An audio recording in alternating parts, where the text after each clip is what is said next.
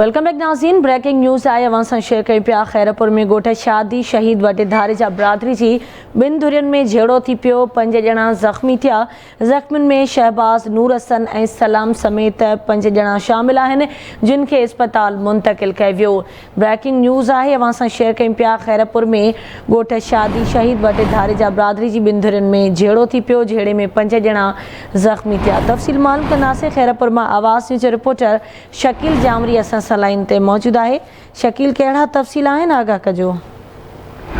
जी बिल्कुल ही खैरपुर भरिसां ॻोठ शादी शहीद वटे धारे जा बिरादरी जी ॿिनि धुरियुनि में ज़मीनी तकरार सां झेड़ो थियो आहे, जंहिंमें लठियूं ऐं कुहाड़ियूं लॻण सबबि 5 ॼणा ज़ख़्मी थी पिया आहिनि। ज़ख़्मियुनि खे सिविल अस्पताल खैरपुर मुंतक़िल कियो आहे। मां तव्हांखे ॿुधाईंदो हलां त झेड़े में धक्का लॻण सबबि शहबाज़, नूर हसन, सलाम समेत 5 ॼणा ज़ख़्मी थिया आहिनि। उन हवाले सां सिविल अस्पताल खैरपुर में ज़ख़्मियुनि जो चवणु आहे त असां ज़मीन जो कमु करे रहिया हुआसीं त असां मथां मुखालिफ़नि हमलो कयो आहे।